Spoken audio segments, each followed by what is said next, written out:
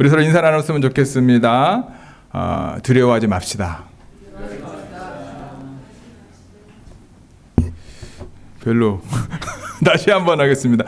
하나님이 함께 하시니 두려워하지 맙시다. 아멘. 사람을 두렵게 하는 것이 참 많습니다. 그렇죠? 그리고 사람에 따라 두려움을 느끼는 것이 또 다릅니다. 저는 20년 전까지만 해도 사람들 중에서 가장 제가 두려워했던 존재가 제 아버지입니다. 아버지가 저를 사랑하는 것을 느낌으로는 알고 있었지만 한 번도 아버지가 아들아 사랑한다 라는 말을 저에게 해본 적도 없고, 그리고 아버지의 말과 저에 대한 행동들을 보면 저를 좋아하시는 거는 같은데 사랑한다라는 느낌은 제가 받지 못했던 것 같습니다.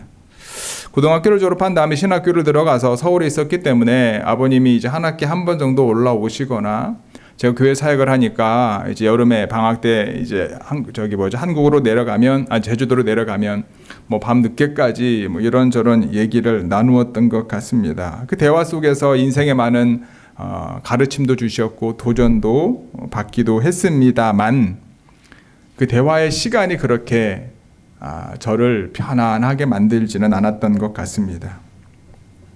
그래서 그 당시 아버지 하면 떠올랐던 이미지는요, 나를 정말 사랑해 주시는 분이라기보다는 두려움이라는 단어가 가장 먼저 떠올랐던 것 같습니다. 그런 아버지에 대한 이미지, 그 경험 때문에 하나님도 저에게는 두려움의 대상이었습니다. 아버지는 저와 24시간 함께 할 수 없었기 때문에 아버지에게 저의 연약함과 부족함을 숨길 수는 있었지만 하나님을 벗어날 수는 없었습니다. 그래서 저에게 어떤 불행한 일이 생기거나 어떤 문제가 생기면 제가 죄를 지었고 그 죄 때문에 하나님께서 저를 벌 주시는 것이다 생각하고 회개를 많이 했던 것 같습니다. 심지어 신학교 다닐 때도, 그리고 졸업한 후에도 저는 제 연약함 때문에 내가 정말 목사가 될 수 있을까, 목회자로서의 자격이 있는가, 그 고민을 늘 하면서 지냈던 것 같습니다.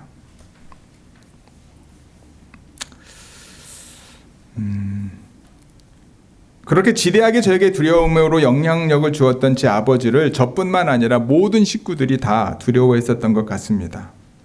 그런데 제 아버지를 두려워하지 않았던 한 명이 있었습니다. 누구였을까요? 다음의 이야기를 통해 한번 맞춰보시기 바랍니다.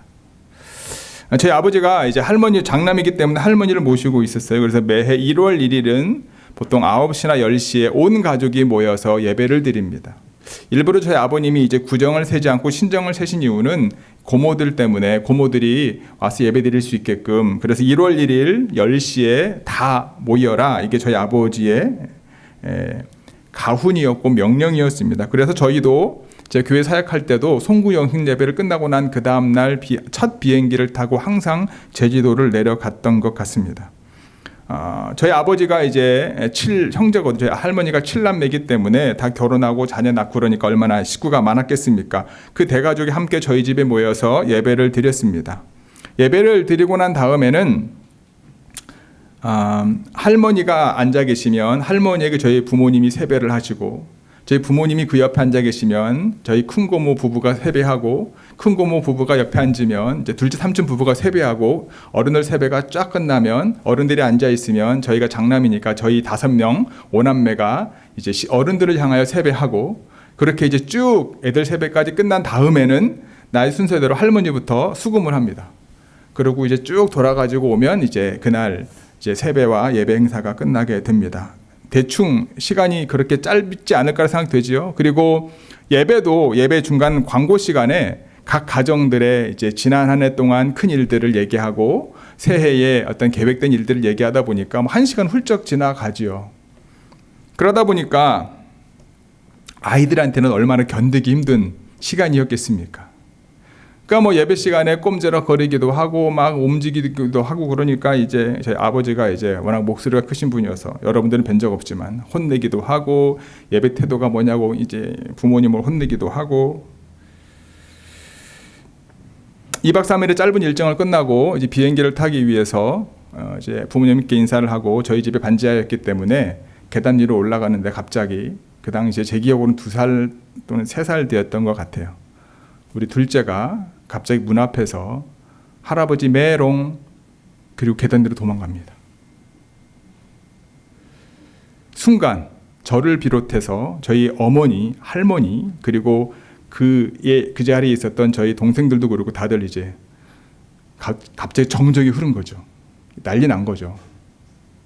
뭐 저희 부부를 향하여 애들 교육 제대로 못 시켰다라고 훈계할 수도 있고, 갑자기 아버지의 그 천둥과 같은 목소리로 갑자기 서연이 내려오라고 할 수도 있고. 근데 한 10초 정도 지났나요?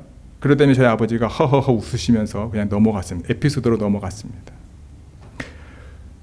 서연이를 제외하고 모든 사람들이, 심지어 이제 서연이보다 2살, 3살 위인 경봉이도 이제 할아버지가 무서워서 그냥 정말로 무릎 꿇고 그냥 계속 앉아 있을 정도로 이제 했었는데, 서연이는 그게 너무 불편했던 거예요. 예배 끝나고 다시 보지 않을 것처럼 느꼈는지 비행기 타러 공항을 가는데 문 앞에서 할아버지 메롱, 지금도 생생하게 기억이 납니다. 서연에게는 할아버지가 이제 두려움의 대상이라기보다는 자신을 힘들게 했고 자신의 삶을 통제했던, 그래서 메롱할 수 있는 존재로 인식이 됐던 거죠. 이처럼 여러분, 두려움은요 모두에게 동일한 두려움으로 적용되지 않습니다. 어떤 사람에게는 두려움이 될 수 있고 어떤 사람에게는 두려움이 안 될 수도 있고요. 또 어떤 사람에게는 두려움이 아니었다가 반복적인 경험을 통해서 그게 두려움으로 다가올 때가 있습니다. 그리고 이 두려움이 반복되어지고 그 두려움을 극복하지 못하거나 받아들이기 어렵게 되면 우리가 영어로 말하는 포비아가 되죠. 공포가 됩니다. 공포로 발전합니다. 두려움이 아니라 공포증으로 발전하게 되어서 일상생활에 지대한 영향을 미치기도 합니다. 여러분, 이스라엘 백성들에게 있어서 가장 큰 두려움은 무엇이었을 것 같습니까? 이스라엘 백성들을 지속적으로 괴롭혔던 주변의 강대국의 어떤 전쟁이었을까요? 제 생각인데 이스라엘 백성들에게 있어서 가장 큰 두려움은 뭐냐면 하나님께서 함께하지 않는 것이었다라고 생각합니다. 뭐 신학적인 용어는 유기라고 하는 표현을 쓰지요. 하나님이 내버려 두시는 것. 이것이 이스라엘 백성들이 가장 두려워하는 것이지 않았을까? 그래서 그들은 절대 두려워하지 않았습니다. 아무리 큰 적이 오더라도 절대 두려워하지 않았습니다. 왜 그렇죠? 하나님께서 그들을 절대 떠나지 않을 것이라고 하는 확신을 가지고 살았기 때문에. 비록 그들이 때로 하나님을 배반하고 우상을 섬겼을 때에도 하나님께서는 그들을 항상 용서해 주셨어요. 하나님의 사람들을 통해서 지속적으로 구원해 주셨고요. 이러한 경험들이 1, 2년이 아니라 수십 년, 수백 년 동안의 이스라엘의 삶이었습니다. 그래서 자신들이 아무리 하나님을 배신하고 우상 숭배해도 하나님은 끝까지 우리를 용서해 주실 거야, 우리와 함께 하실 거야 라고 하는 확신을 가지고 있었기 때문에 그들은 두려워할 게 없었습니다.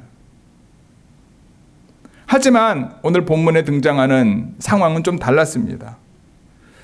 이스라엘은 오래전에 하나님을 떠났고요. 이스라엘이라고 하는 나라 안에는 우상이 가득했습니다. 애굽 사람들의 신, 바벨론의 신, 모압, 암몬, 가나안 그 지역에 있는 모든 잡다한 신들은 다 가지고 자신의 땅으로 들어왔습니다. 태양신도 섬겼습니다. 달과 별도 섬겼습니다. 자녀들을 제물로 바치는 몰록신도 섬겼습니다. 그들을 애굽에서 구원하신 여호와 하나님을 잊어버리고 무시하고 우상을 섬기며 살았습니다. 이같이 하나님을 배신했던 이스라엘 백성들, 하나님의 진노하심으로 인해서 북쪽 이스라엘은 먼저 망하고 그리고 얼마 지나지 않아 남쪽 유다도 망하게 됩니다. 남유다는 바벨론에게 망하게 되었고 많은 사람들이 전쟁으로 뿔뿔이 흩어지게 되었고 죽었습니다. 그런데 문제가 무엇이었냐면 하나님의 임재의 상징이었던 예루살렘 성전이 파괴가 되었다라는 거예요. 이것은 이스라엘 사람들에게 있어서 두려움을 넘어선 정말 충격과 공포였습니다. 왜냐? 더 이상 하나님이 우리와 함께 하지 않는다라고 하는 것에 대한 자신들이 눈에 보이는 증거였기 때문입니다. 이러한 상황 가운데서도 이스라엘들은 백성들은 정신을 차리지 못했습니다. 그들은 자신들의 죄를 깨닫지 못했고 오히려 바벨론과의 전투에서 자신을 돕지 않았던 하나님을 원망하고 주님의 능력을 불신하기도 합니다. 이러한 답답한 상황을 바라보면서 이사야는 이스라엘 백성들을 향하여 귀머거리라고 부르시고 소경이라고도 말씀하시는 거예요. 몸에 불이 타고 있어도 깨닫지 못하는 문둥병자처럼 하나님의 진노의 불에 의한 심판과 벌을 받는 순간에도 이스라엘 백성들은 자신들의 삶을 돌아보지 못하고 회개하지 않는 그러한 모습이 오늘 본문의 현상입니다. 그런데 여러분, 이러한 신실하지 못한 하나님의 백성들을 하나님은 내버려 두시고, 쉽게 말하면 완전히 없애버리시고 새로운 민족을 일으키셔서 또 다른 하나님의 계획을 하실 수도 있는데, 놀랍게도 하나님은 이스라엘 백성들을 포기하지 않으신다. 오히려 하나님은 이들을 버리지 않으시고요, 끝까지 사랑으로 품으시겠다라고 약속, 다시 한번 그들에게 기회와 은혜를 주시는 것이 오늘 말씀입니다. 좋은 교회 성도 여러분, 오늘 이 시간 저와 여러분들에게 하시는 하나님의 말씀, 오늘 본문을 통해 저와 여러분들에게 하시는, 지금 이 시간 하나님 하시는 하나님의 말씀을 마음에 새기고 여러분들을 끝까지 버리지 않으시고 함께 하시는 하나님을 경험하는 좋은 교회 모든 성도 여러분들이 되시기를 주님의 이름으로 축복합니다. 아멘. 하나님께서 지금 나에게 하시는 말씀은요, 첫 번째 따라합니다. 너는 두려워하지 말라. 아멘. 오늘 지금 저와 여러분들에게 하시는 하나님의 말씀은 첫 번째, 너는 두려워하지 말라입니다. 1절 같이 읽어볼까요? 시작. 야곱아, 너를 창조하신 이스라엘아, 너를 지으신 이가 말씀하시느니라. 너는 두려워하지 말라. 내가 너를 구속하였고 내가 너를 지명하여 불렀나니 너는 내 것이라. 아멘. 하나님께서는 이스라엘 향하여 뭐라고 말씀하십니까? 야곱아, 두 번째 이스라엘아. 야곱과 이스라엘의 차이는 무엇입니까? 야곱은 변화되기 전의 이름이고 이스라엘은 변화된 이후의 이름이죠. 야곱의 뜻은 뭐였죠? 발꿈치를 잡는 자입니다. 그렇죠? 길을 가는 사람의 발꿈치를 잡으면 사람을 넘어지게 합니다. 야곱 때문에 얼마나 많은 사람이 넘어졌습니까? 에사가 넘어졌지요. 아버지인 이삭이 넘어졌지요. 어머니인 리브가가 넘어졌지 않습니까? 그래서 야곱은 넘어지게 하는 사람, 빼앗아가는 사람이라고 하는 의미가 있어요. 그런데 여러분, 이스라엘로 이름이 바뀌었지 않습니까? 이스라엘은 어떤 뜻입니까? 하나님과 겨루어 이겼다라고 성경에 나와 있어요. 그러면 어떻게 피조물인 인간이 하나님과 겨루어 이길 수 있습니까? 좀 더 우리가 이해하기 쉽게 말하면 하나님이 어떻게 주신 거예요? 져주신 거죠. 그래서 하나님께서는 자기 백성이 그렇게 말을 듣지 않아도 또 허물이 많아도 다시 위로해 주시고 구원의 은총을 베풀어 주시는 그 하나님의 은혜를 다시 한번 얘기하고 있는 거예요. 그런 하나님의 백성들을 향하여 하나님 말씀하십니다. 너는 두려워하지 말라. 우리의 삶을 돌아봅니다. 일주일의 삶을 돌아보기도 하고 한 달의 삶을 돌아보기도 하면 내 인생을 돌아보기도 합니다. 여러분, 하나님 앞에서 자랑스럽게 하나님도 잘 살았지요 라고 말할 수 있는 사람이 얼마나 될까요? 그렇죠? 하지만 그러한 저희들을 향하여 주님은 오늘도 뭐라고 말씀하십니까? 두려워하지 마라. 유다 백성들이 처해 있는 상황, 두려워할 수밖에 없는 상황, 절망적일 수밖에 없는 상황, 자신이 느끼기에 이제 하나님이 더 이상 나와 함께하지 않는구나, 예루살렘 성전까지 파괴당한 상황, 전혀 상황적으로 회복될 것 같아 보이지 않는 그 상황, 하나님의 역사가 사라질 것 같은 그 상황, 그 상황에도 하나님이 그들을 향하여 말씀하시는 거예요. 너희는 두려워하지 마라. 그러면서 그 이유를 두 가지를 말합니다. 첫 번째, 하나님께서 이스라엘을 구속하셨기 때문이다. 아멘. 구속은 어떤 겁니까, 여러분? 가까운 친척이 그가 잃어버린 재산을 되찾아 주는 거죠. 노예였던 사람들을 돈을 주고 사서 해방시켜 주는 겁니다. 잃어버렸던 땅을 되찾아 주는 거예요. 후손을 잊지 못했던 일을 후손을 잊게 해주는 거에 구속의 참된 의미입니다. 룻기에서 나오는 그 의미가 바로 구속의 의미인 거죠. 하나님께서 자기 백성을 그렇게 하시겠다는 말입니다. 사람이 아무리 크고 능력이 있는 것처럼 보여도 하룻밤에 사라질 수 있어요. 사람의 능력은 그렇습니다. 하지만 우리가 믿는 창조주 하나님, 우리를 지으시고 우리를 조성하시고 우리를 하나님의 자녀 삼아주신 그 창조주 하나님은 영원하신 분이신데 그분이 우리를 구속하셨다라는 거예요. 두 번째는요, 하나님께서 지명하여 부르시고 당신의 소유로 삼았다라는 거예요. 하나님께서는 자기 백성을 어떻게 보호하실 것인지에 대해서 분명하게 말씀합니다. 물 가운데 지나갈 때, 강을 건널 때, 심지어 불 가운데 지나갈 때도 함께 하실 것이라 약속하셨습니다. 물은 이스라엘 자손들이 모세의 인도를 따라 건넌 홍해나 여호수아와 인도를 따라 건넜던 요단강을 떠올리게 합니다. 불은 광야를 지날 때 한낮에 내리쬐며 장렬한 태양의 어떤 태양을 연상하게 합니다. 즉 물과 불은 단순히 그냥 물과 불일 수도 있지만 이스라엘 백성들이 겪었던 수많은 극한 상황을 우리가 상상할 수 있는 거죠. 우리말로 이런 비슷한 말 있지 않습니까? 산전, 수전, 요즘은 공중전까지 얘기하는데 우리가 인생을 살다 보면 도무지 넘을 수 없을 것 같았던 고난의 산을 만나기도 하고요. 건널 수 없을 것 같았던 환란의 강물을 만나기도 합니다. 해결의 기미가 보이지 않아요. 동서남북을 바라봐도 하나님이 피할 길을 예비하신다고 늘 말씀하셨는데 피할 길이 보이지 않습니다. 그런데 시간이 지나고 보면 어떻습니까, 여러분? 그 당시에는 정말로 죽을 것 같았었는데 시간이 지나고 보니까 어떤 상황들이 여러분들에게 발생하게 되었었습니까? 하나님의 은혜로 넘어가게 되고 하나님의 은혜로 그 상황 속에서 하나님이 나와 함께 하심을 경험하게 되지 않았었습니까? 물과 불이 하나님의 백성을 삼키지도 그리고 하나님의 백성을 태우지도 못한 이유는 무엇입니까? 내가 똑똑해서가 아닙니다. 내가 지혜로워서가 아닙니다. 내가 피할 길을 잘 찾아서도 아닙니다. 본문에 의하면 하나님께서 하나님의 백성이기 때문에 하나님께서 하나님의 소유이기 때문에 하나님의 백성들을 지키시고 보호해 주셨다라고 하는 사실입니다. 가끔 길거리 벽에서 보면 반려견이나 반려묘를 찾는다는 전단지를 봅니다. 요즘 미국뿐만 아니라 한국도 이런 전단지를 많이 볼 수 있습니다.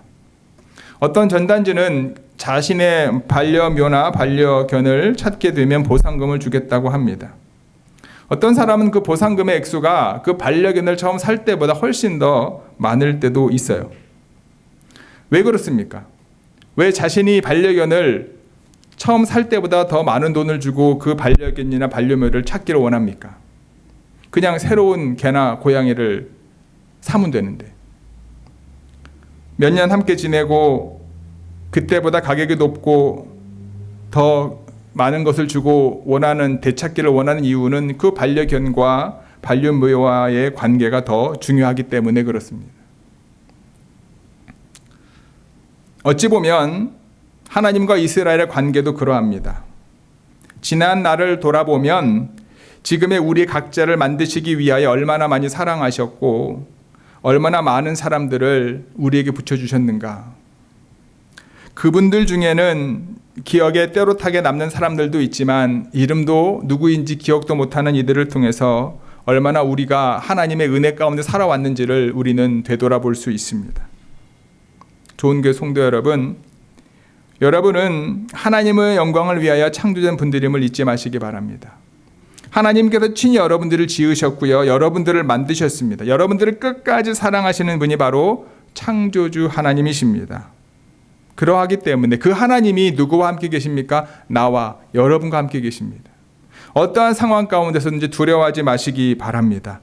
하나님이 함께 하시니 어떠한 상황 가운데서 두려워하지 말고 믿음을 가지고 나아가는 우리 좋은교회 모든 여선교회 회원들과 우리 성도 여러분들이 되시기를 주님의 이름으로 축복하고 기도합니다. 아멘. 두 번째는요, 하나님께서 지금 나에게 하시는 말씀은 두 번째 함께 읽겠습니다. 시작. 눈이 있어도 보지 못하고 귀가 있어도 듣지 못하는 백성을 이끌어내라 입니다. 우리 8절, 9절, 10절 함께 읽겠습니다. 눈이 있어도 보지 못하고 귀가 있어도 듣지 못하는 백성을 이끌어내라. 열방은 모였으며 민족들이 회집하였는데 그들 중에 누가 이 일을 알려주며 이전 일들을 우리에게 들려주겠느냐. 그들이 그들의 증인을 세워서 자기들의 옳음을 나타내고 듣는 자들의 옳다고 말하게 하여 보라. 나 여호와가 말하노라. 너희는 나의 증인 나의 종으로 택함을 입었나니 이는 너희가 나를 알고 믿으며 내가 그인 줄 깨닫게 하려 함이라. 나의 전에 지음을 받은 신이 없었느니라. 나의 후에도 없으리라. 아멘. 복잡한 말 한 문장으로 말하면 무엇입니까? 너희는 내 증인이다라는 거예요. 이스라엘 백성들은 하나님의 백성들입니다. 그들과 하나님이 함께 하셨어요. 지으셨을 뿐만 아니라 오늘까지 함께 하셨습니다. 그런데 이스라엘 백성들이 하나님을 잊어버린 거죠. 우상을 숭배한 거지 않습니까? 그래서 하나님이 보여주셨는데도 못 보는 거예요. 소경처럼 하나님의 말씀을 들려주셨는데도 못 듣는 거예요. 하나님의 말씀을. 그러니까 하나님의 백성들을 다시 하나님의 은혜 가운데 데리고 올 수 있는 증인으로 누구를 부르신 거예요? 이 이스라엘 백성들에게 다시 한번 이 사회를 통해 말하고 있는 거예요. 비록 지금은 바벨론의 포로로 끌려가지만 오히려 그 상황을 통해서 너희를 통해 귀가 있어도 못 듣는 나의 백성들, 눈이 있어도 보지 못하는 내 백성들을 끌어내기를 원하시는 하나님의 뜻을 분명하게 말씀하고 있다는 거예요. 수많은 하나님을 믿지 않는 자들이 하나님을 믿는 사람들을 세워놓고 자신들을 변호한다 할지라도 나를 여호와 하나님을 드러낼 수 있는 것은 너희들밖에 없다라는 거예요. 바벨론 포로기에 활동했던 우리 선지자 한 명이 누굽니까? 다니엘이지 않습니까? 그 다니엘이 바벨론으로 끌려간 이후에 어떤 일이 발생을 합니까? 왕의 어떤 음식들을 먹여주고 그 바벨론의 문화와 언어를 가르쳐주면서 그들을 자신이 이제 필요한 사람을 사용하기 위해서. 근데 다니엘은요 거부합니다. 왕의 진미를 거부하죠. 다니엘의 해칭은 어떻습니까? 우상에게 절하지 않습니다. 결국 하나님께서 그들을 통해서 누구를 드러내십니까? 여호와 하나님을 그들 가운데 드러내지요. 느부갓네살 왕. 다니엘을 세우시고 새 친구를 세우시면서 하나님의 일을 경험하게 하십니다. 하나님이 그들을 사용하신 거죠. 그들은 죽음을 무릅쓰고 하나님의 말씀대로 살 것을 결정했던 사람들입니다. 그래서 그들을 통해서 참 하나님이 누구신지 드러나는 거예요. 하나님께서 때로는 우리에게 고난을 주십니다. 그 고난이 단순히 하나님의 사람을 더 단련시키기 위한 고난일 수도 있지만 이스라엘 백성들이 바벨론으로 끌려갈 수밖에 없었던 것처럼 하나님이 함께 하심에도 불구하고 하나님의 은혜를 고백하지 못했던, 하나님을 배반했던 그들에게 주어진 고생과 고난일 수 있는 거죠. 하지만 그게 끝이 아니라 그 과정을 통해서 하나님이 원하시는 것은 무엇입니까? 누가 너희들의 구원자냐? 참 하나님이 누구시냐? 하나님의 백성들에게뿐만 아니라 또는 하나님의 백성이었던 분들에게뿐만 아니라 모든 세상에 알리기 위하여서 하나님은 그들을 부르셨다. 또한 그들에게 오늘 말씀하시고 있다라는 거예요. 하나님께서는 저와 여러분들을 통해서 하나님이 누구신지를 드러내기를 원하심을 잊지 마시기 바랍니다. 하나님의 구원하시는 손에서 누구도 우리를 빼앗을 수 없습니다. 하나님을 믿는 하나님의 어떠한 인도하심을 경험하고 하나님이 원하시는 말씀대로 살아가는 사람들의 삶을 통해서 하나님은 자신을 드러내시기를 원하신다라는 거예요.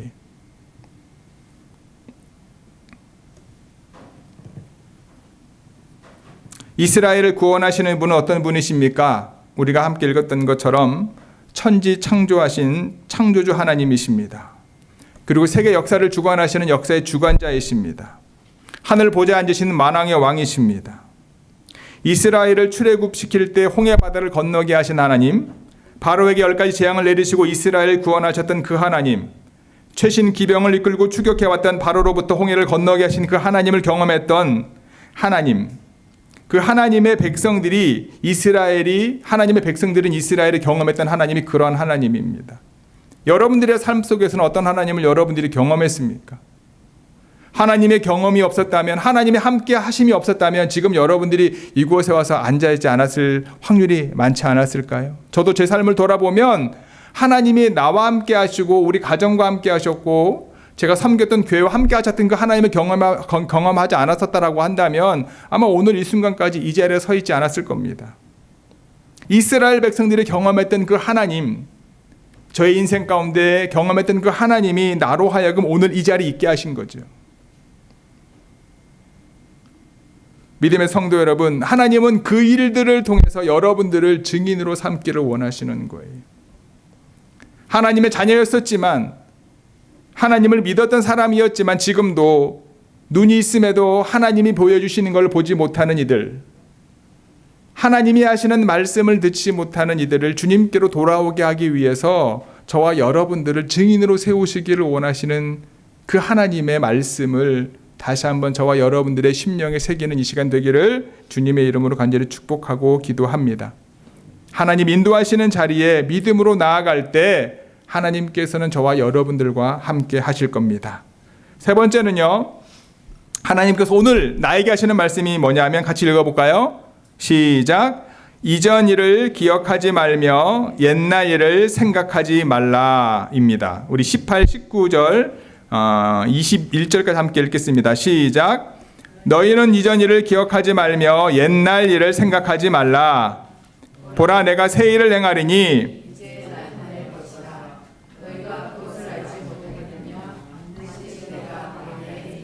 사막에 강을 내리니 장차 들짐승 곧 승냥이와 타조도 나를 존경할 것은 내가 광야의 물을 사막의 강들을 내어 내 백성 내가 택한 자에게 마시게 할 것임이라.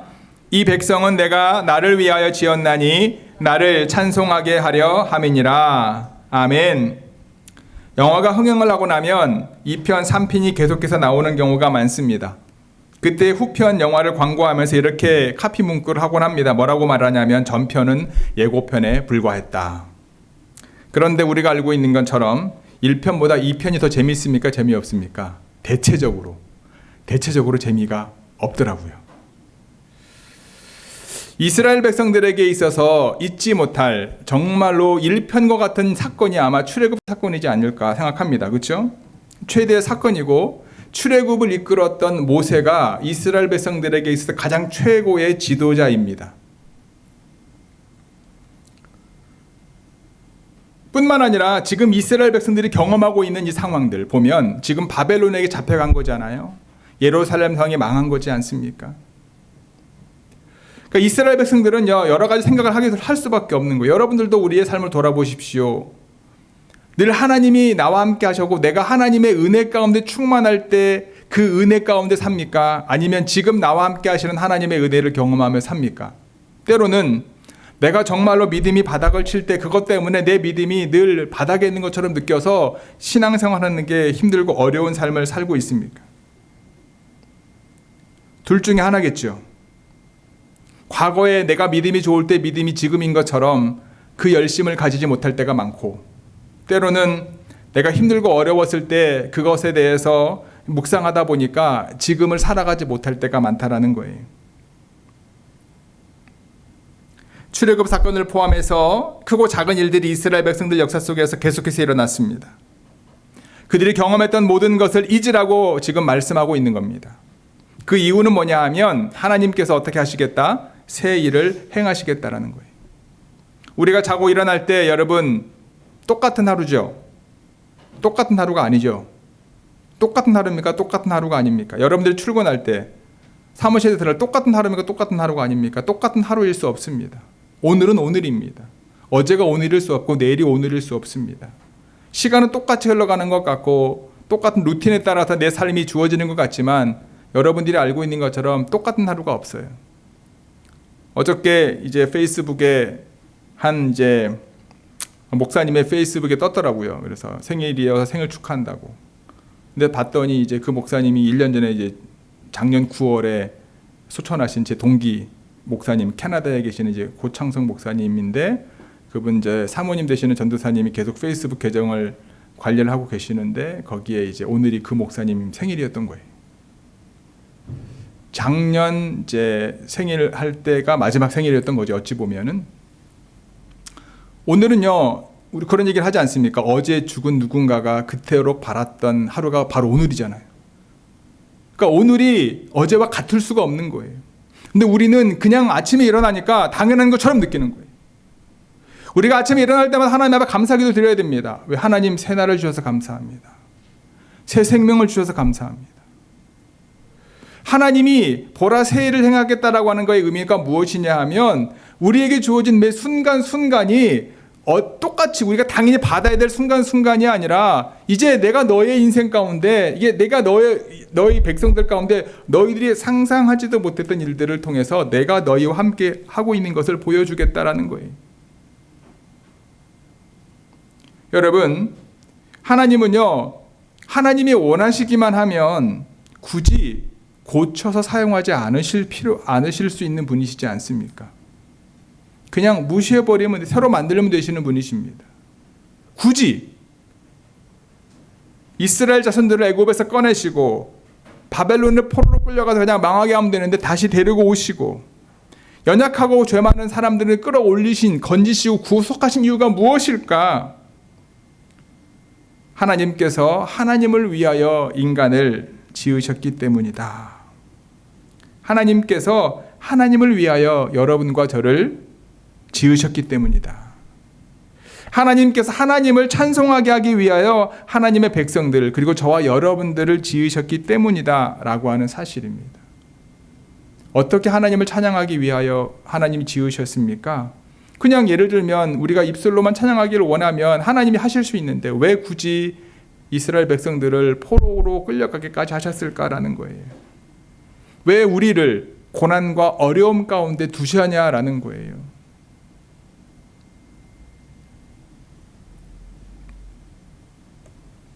우리가 우리의 삶을 돌아보면 힘들고 어려울 때 하나님을 더 찬양하고 하나님을 더 고백하게 되지 않습니까? 평안할 때 하나님의 은혜 가운데 있을 때 더 하나님을 찬양하고 하나님이 나와 함께 하심을 경험하면 참 좋겠는데 그러지 못하는 우리는 잘 알고 있지 않습니까? 이스라엘 백성들을 통해서 우리는 우리를 돌아볼 수 있는 거죠. 이스라엘 백성들의 이야기가 우리들의 이야기인 거죠. 세상에는 저와 여러분들보다 똑똑한 사람이 많습니다. 때론 선한 사람들도 많고요. 뛰어난 영역을 가진 사람들도 많음에도 불구하고 왜 우리에게 이와 같은 주의 말씀을 들려주시고 하나님의 은혜 가운데 늘 우리를 불러주십니까? 저와 여러분들을 너무나 사랑하시기 때문이지 않겠습니까? 그런 하나님께서 여러분 광야의 길을 내시겠다라는 거예요. 사람들이 도저히 갈 수 없는 그곳에 길을 내시겠다라는 거예요. 그리고 그 길을 걸어 다니게 하시겠다. 누구로 하여금? 하나님의 백성들로 하여금. 광야의 길을 내셔서 이스라엘 백성들을 바벨론에서 돌아오게 하시겠다라는 거예요. 상상하지 못하는 일이죠. 예루살렘 성전을 멸망시키시고 정말로 똑똑한 사람들 다 잡아가서 그곳의 나라와 언어를 문화를 공부시킨 다음에 본인들이 원하는 것대로 하기를 원하는데 하나님이 그들을 다시 데려오게 하시겠다라는 거예요. 그리고 하나님이 택한 사람들에게 사막의 강을 내셔서 물을 마시겠다라고 하는 거예요. 여러분 지난주 우리 베이 지역이 엄청 더웠죠. 샌프란시스코도 더웠던 것 같아요. 어떤 한 우리 지방의 목사님이 아리조나로 가족들이랑 휴가를 갔어요. 100도를 넘는다고 합니다. 돌아오는 길에 라스베가스에서 하룻밤 자려고 그랬는데 115도가 넘었다고 합니다. 단체 사우나를 경험했다고 그러더라고요. 근데 여러분 저도 이쪽으로 이사 올 때 네바다랑 그쪽으로 지나서 차를 가지고 오는데 와 에어컨을 틀어도 시원하지 않고 제가 여태까지 태어나서 먹었던 아이스 커피 중에 그 솔트레이크 지나서 내려올 때 맥도날드 가서 먹었던 아이스 커피 그것보다 더 맛있었던 아이스 커피는 없었던 것 같습니다.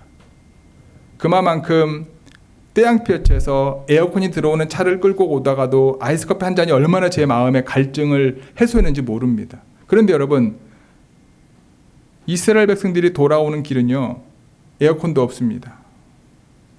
물이 없는 사막을 건너가야 되는데 그곳에 물을 내신다라는 거예요. 단순히 그냥 문자적인 의미가 아니라 우리의 인생 가운데 여러분 그러한 갈급함과 갈증을 느끼는 상황 가운데서 하나님이 만들어 놓으신 강, 그 물의 은혜를 우리가 경험하기를 원한다. 하나님은 그것을 원하시는 거예요. 그래서 때로 우리가 사막을 걷는 것처럼 답답한 상황 가운데 놓여있다 할지라도 두려워하지 말아야 될 이유가 무엇입니까? 하나님께서 그곳에 강을 내신다는 사실. 하나님이 이같이 하시는 이유가 뭐라고요? 하나님의 백성으로 하여금 하나님을 찬양하게 하기 위해서. 그냥 단순히 시원한 이 의미가 아니라 이 시원한 물을, 이 시원한 아이스 커피를 주신 하나님께 감사할 수 있는 고백이 필요한 거죠. 좋은교회 성도 여러분, 그리고 여기 우리 좋은교회 여성교회 모든 회원 여러분, 광야 가운데 길을 내신 하나님을 경험한 하나님의 백성들을 통해서 하나님을 찬양하기 원하시는 그분의 말씀이 저와 여러분들의 심령에 새겨지기를 간절히 소망합니다. 우리가 잘 알고 있는 사실이 있습니다. 과거 없이 현재가 있을 수 없고 현재 없이 미래가 있을 수 없습니다. 하지만 우리는 과거에 매이는 경우가 많습니다. 과거의 경험에 사로잡히는 경우가 많습니다. 과거의 찬란한 모습 속에서 현재 자신의 모습을 착각할 때가 있고요. 거꾸로 과거의 최악 모습 때문에 현재를 살아가는 것을 너무 두려워하는 우리를 발견할 때도 있습니다.